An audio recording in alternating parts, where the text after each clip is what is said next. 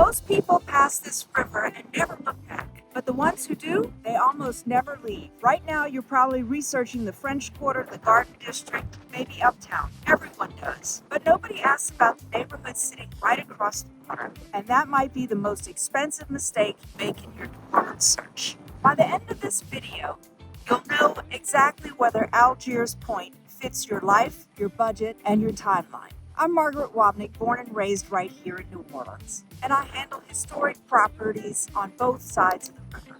There's one thing about living here that nobody puts in the brochure, and we're going to get to that.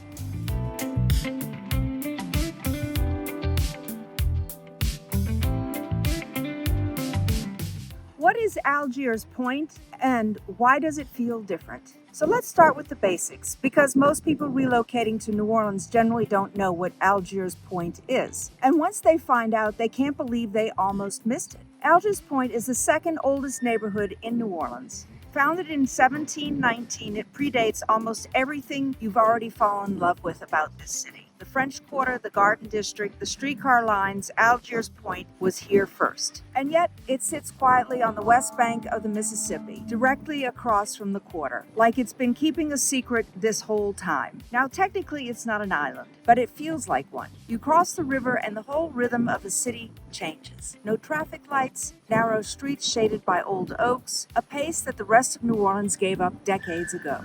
Locals describe it as uptown but slower, like someone took the beautiful aesthetics of uptown and just turned the volume down a little bit. That's exactly right. Here's why that matters to you as a buyer. The neighborhoods you're comparing, Bywater, the Marigny, Treme, they all have the same pull, that historic village feeling. But they found their audience years ago, and the prices followed. Algiers Point is where that story is still early. The creative community figured this out quietly. Artists, musicians, film industry workers, architects, they've been moving to the point for years because it gives them something the rest of the city charges a premium for. Space, character, and a genuine sense of community without the weekend foot traffic. The Old Point Bar has live music every weekend. Rose Tree Studio operates out of a converted theater. Beatrix Bell makes handmade jewelry just a few blocks from the ferry landing. The creative economy here isn't a trend someone imported. It grew out of the neighborhood itself. And the community identity reflects that. Block clubs, neighborhood associations, front porch culture that runs deep. You either fit in or you don't. You can't manufacture it and you can't buy new construction. People sit outside here. They know their neighbors. Families push strollers along the levee on Sunday mornings while ships move up the river behind them. It's one of those places where the word community actually means something specific. Now you might be thinking, if it's this good, why hasn't everyone already moved here? That's the right question, and it comes down to two things: the commute and the awareness gap. Most people simply don't know it exists, and the ones who look at it worry about the river crossing. We're going to address both of those directly, starting with the architecture, because before we talk numbers, you need to see what your money actually buys over here. The architecture and the living postcard. Walk 3 blocks from the ferry landing and you'll understand why people stop mid-stride on these streets. Not because something is happening, because of what was built here and somehow survived. Victorian cottages with ornate gingerbread trim along the roofline, Creole cottages with wide front porches and original shutters still on the hinges, Greek Revival details on homes that have been standing since before the Civil War, gas lanterns on the posts, brick sidewalks that have settled and shifted with the ground beneath them for over a century. Every block looks like a living postcard, and the woodwork tells you things no listing description ever will. This matters for one specific reason. You cannot build this. A developer cannot pour a foundation and recreate what took 150 years to layer into a neighborhood. And when you can't build it, the supply is fixed, which means the value conversation is very different here than it is anywhere with new construction nearby. So let's talk about what that actually looks like in dollar terms, because aspirational descriptions only get you so far. The median sale price in Algiers Point came in around $389,000 in mid-2025, with a price per square foot running approximately $165. Now hold that number next to Bywater and the Marigny, where price per per square foot has been running $225 to $275 on comparable historic stock, sometimes higher on renovated double shotguns close to the river. You're looking at a genuine gap, and that gap is the conversation. The same square footage, the same architectural character, the same proximity to the quarter, and you're paying meaningfully less per foot on this side of the river. That spread doesn't stay open forever. Bywater had this same profile 15 years ago, and buyers who moved early built real equity while the neighborhood found its audience. Algiers Point is in that window right now. For a renovated 3-bedroom, 2-bath Victorian in good condition, private balcony, off-street parking, original hardwood floors, updated kitchen,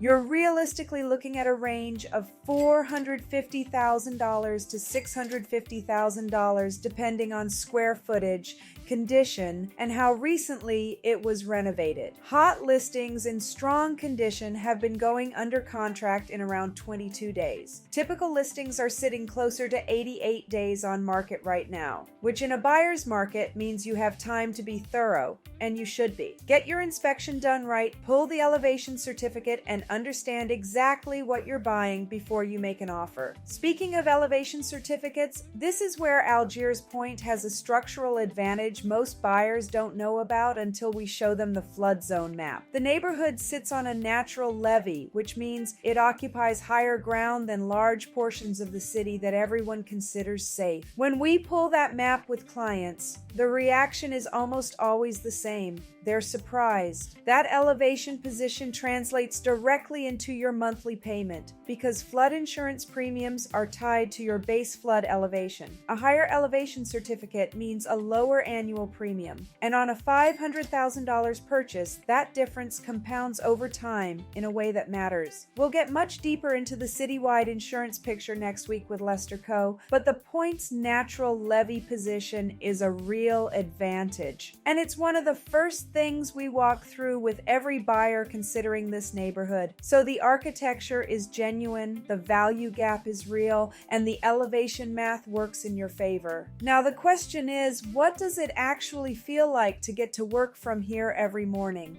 The ferry life and the commute reality.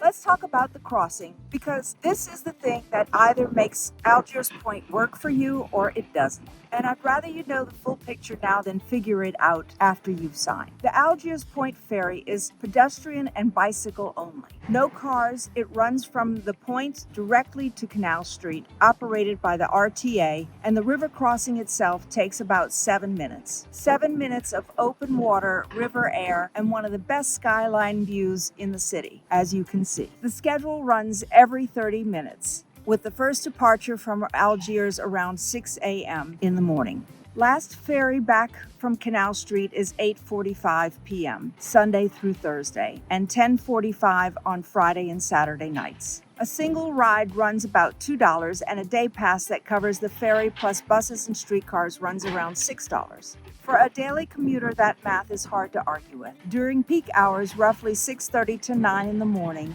and 3:30 to 6:30 in the afternoon, plan to arrive at the terminal 10 to 15 minutes before your departure. Lines do build, and if you just miss a boat, you're waiting another 30 minutes. Factor that into your morning routine, and it's completely manageable. Off-peak midday crossings are relaxed. Short queues, minimal wait, and you're on the other side before you've finished your coffee. Now for the honest part. The ferry does go down occasionally. Early 2026, it was out of service for about a week. When that happens, your option is driving to the Crescent City Connection Bridge, what locals call the hook, and the math changes. Bridge traffic during rush hour, then parking on the other side. That's a very different commute experience. It doesn't happen often, but it happens, and buyers who move here without knowing about it tend to be surprised by it. You shouldn't be. So who does the ferry lifestyle actually work for? Creative professionals and knowledge workers who control their own schedule or work downtown. Retirees who aren't tied to a strict 8 a.m. arrival. Remote workers who cross a few times a week rather than every day. Young families where one partner works in the quarter or CBD and the other works from home. For all of these profiles, the ferry is genuinely one of the better commutes in this city. Who does it not work for? Anyone who needs to be somewhere reliably at a specific early hour and can't absorb a 30-minute delay. Anyone whose job requires a car on the other side. If your work schedule is rigid and your employer is in Metairie or in the suburbs, this neighborhood asks more of your commute than it gives back. Here's what I'll tell you from years of watching buyers cross that river for the first time. Something shifts. You stop viewing the commute as a cost and start experiencing it as a transition. The water puts distance between you and the rest of the day in a way that a highway never does. People who choose this commute tend to stay. Now, let's talk about what you come home to once you're back on this side. Daily life, family essentials, and community roots. Once you're home, the levee becomes your front yard. And I mean that literally. Wide enough to walk and open enough that you can watch container ships move up the Mississippi while your kids run ahead of you. Levee Park sits right off the levee, a proper playground where families gather on weekday afternoons. And it's not a fiction that tells you something real about who lives here. Young families who chose this place deliberately, not people who ended up here by accident. Green space matters in this city, and with this density, and Algiers Point has more of it per block than most neighborhoods across the river. The levee path connects the neighborhood in a way that a park 2 miles away never could. You're outside, you're moving, and you're watching one of the most active commercial waterways in North America pass 30 feet in front of you. It doesn't get more New Orleans than that. Now let's talk health, because this is one of the practical questions every serious buyer asks and deserves a straight answer. The nearest major medical facilities are across the river. University Medical Center and Ochsner Medical Center on Jefferson Highway are the primary options for most residents. Urgent care is available on the West Bank without crossing the river, but for anything beyond routine care, you're looking at a bridge crossing. For most families, that's a workable reality. For someone managing a chronic condition that requires frequent specialist visits downtown, it's worth factoring into your decision honestly. The church and the civic life here runs deeper than most neighborhoods twice its size. Faith communities have anchored Algiers Point for generations, several historic congregations within walking distance, and the kind of institutional roots that produce real neighborhood relationships rather than just Sunday parking. Block clubs and neighborhood associations are active and visible. The Algiers Point Association has been one of the more organized civic groups in the city for years, which shows up in how the neighborhood looks and how residents advocate for it. When you move here, you're joining something with structure, not just an address. There's one thing that catches buyers off guard if we don't mention it first, and I'd rather you hear it from us. Grocery access is limited within walking distance of the point. Most residents drive across the river or use the West Bank options for a full-service grocery run. It is the one genuine convenience gap in an otherwise well-composed neighborhood. And the workaround most people settle on is simple. Batch your shopping trips, keep a car for errands, and lean on the smaller shops and cafes in the neighborhood for daily needs. The Whole Foods and larger grocers are on the other side of the river. They're about 15 to 20 minutes by car on a normal day. It's manageable, but it's real. And one more thing before we get into the numbers. The trains and ships, you'll hear them. Not constantly, not at all hours, but periodically, and the sound carries across the water and through the streets in a way that's part of the neighborhood's texture. Most residents stop noticing it within a few weeks. Some actually love it. But buyers who need absolute quiet at night should know that before they fall in love with woodwork. The people who thrive here are the ones who wanted a slower pace without surrendering the city entirely. That's the profile. If it fits yours, the math we're about to walk through is going to be very interesting. The real estate math and the relocation strategy.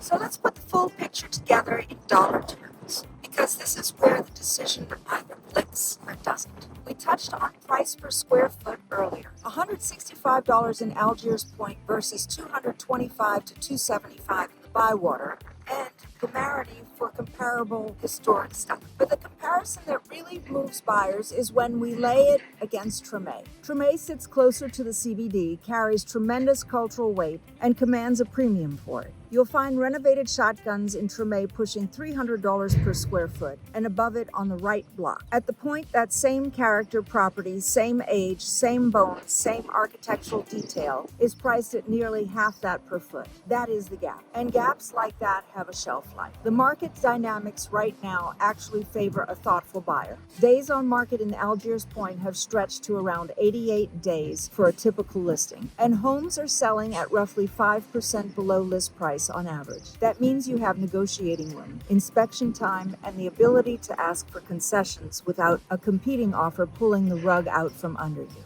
In the neighborhoods across the river that found their audience years ago, that kind of leverage is gone. Here it's still available, but it won't be indefinitely. The flood zone advantage compounds this math in a way most buyers don't model out until we sit down. Your base for elevation, documented on an elevation certificate, is the primary driver of your annual flood insurance premium. A well-positioned home on the Point's natural levee can carry a meaningful lower premium than a comparable home in a low-lying part of uptown or mid-city. Spread that annual difference over a 30-year loan and it changes the effective cost of ownership, not just the monthly payment. We'll go deep on insurance citywide next week, but the elevation piece is specific to how Algiers Point is physically situated, and it's not something to skip over. When I work with a buyer seriously considering the Point, I run a 3-part process before anyone makes an offer. First, I do the ferry test. You take the crossing during peak hours on a Tuesday morning, not a Sunday afternoon when everything feels easy. You need to know what that commute really feels like when you absolutely something. Second, on specific points. Algiers Point has texture. Some streets are quieter than others, some sit closer to the train corridor, and that matters for daily. Third, we pull the sold comps from the last 90 days and put them next to the list price, so there are no surprises at the appraisal. A well-priced listing here closes. An overpriced one sits. And you don't buyer who overpaid simply because no one ran the numbers carefully. The buyer profile we see most consistently right now: remote workers with a downtown connection a few days a week, retirees trading square footage in another city for character and proximity to culture here, and creative professionals who specifically want the Point's community rather than just any address. These are not buyers in a hurry. They've usually researched for 3 to 6 months before they call us. And when they're ready, they move with real conviction. If that sounds like you, the timeline doesn't have to be long. Whether your move is in 9 days or 90, all of my contact info is in the description. Feel free to reach out. Algiers Point is for the buyer who wants historic New Orleans without the New Orleans price tag. And that window is still open. But it's the kind of thing that closes quietly. Take the ferry once before you decide. Cross the river, walk 3 blocks from the landing, and see whether it feels like home. That's the only test that actually matters. And speaking of things that affect your monthly payment, we mentioned the flood zone advantage today. But insurance in New Orleans is a much bigger conversation than one neighborhood. Next week, we're sitting down with Lester Coe of TWFG for a full citywide insurance deep dive. Rates, regulations, and a simple quote before you ever make an offer. You don't want to miss that one. Hit the subscribe button and tap the notification bell so you're here when it drops. I'm Margaret Wobnig, and I'll see you right back here next week.